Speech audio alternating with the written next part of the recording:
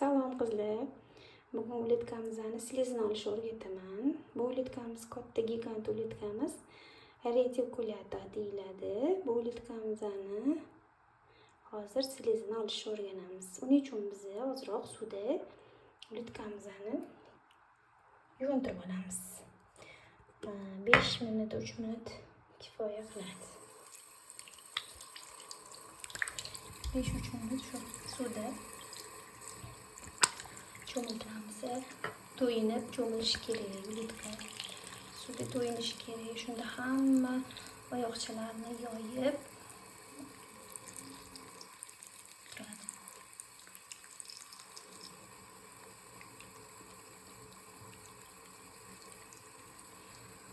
Hop, men hozir ozgincha o'zim cho'miltirdim. Ozgincha sizlar uchun ko'rsatib beraman. Endi buni slizini olamiz. Ko'rib baho berasizlar. Hozir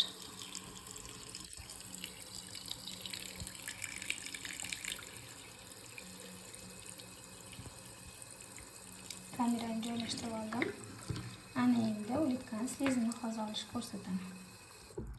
Suv o'chiramiz.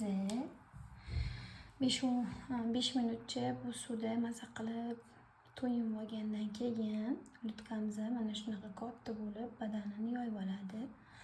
Va sekin asta qo'limizga suramiz. Qattiq emas, sekin-sekin suramiz uletkani.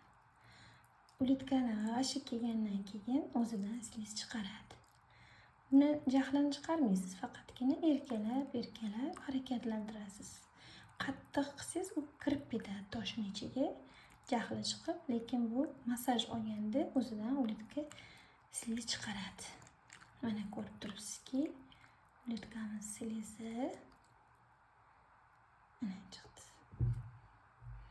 Buni bemalol yuzga sursangiz bo'ladi, faqat kechqurun yotishdan avval yuzlaringizni tozalab yuvib, keyin bu usulda sliz olib, agar o'zini qo'yishga qo'rqsangiz uletkani, mana shu tarzda slizini yuzingizga sursangiz bo'ladi.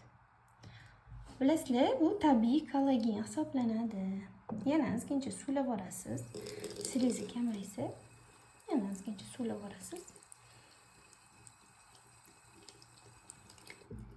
Yana suvini silqitib, yana ishqalaymiz.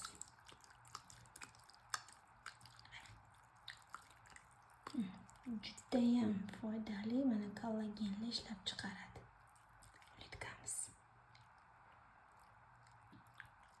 Qattiq qilmaysiz, sekin-sekin o'zini qattiq kelganda uletka o'zidan sliz chiqaradi. Qo'llaringizga sursangiz bo'ladi. Bilasizlar, slizni foydasi juda ham katta. Tabiiy kollagen hisoblanadi. Bu kollagen yuzimizni oqartiradi, dog'larni ketkazadi. Keyin yuzdagi har xil toshmalarni ketkazadi. Ko'proq hozir yosh qizlarimizning yuziga guri toshadi. Mana shu qizlarimizga ham foydali bo'ladi. Mana shu tarzda olib bemalol ishlatishingiz mumkin. Sizlarga manfaatli bo'lgan bo'lsa, like bosib, kommentariy yozasiz degan umiddaman. Agar shuni siz ravo ko'rsangiz.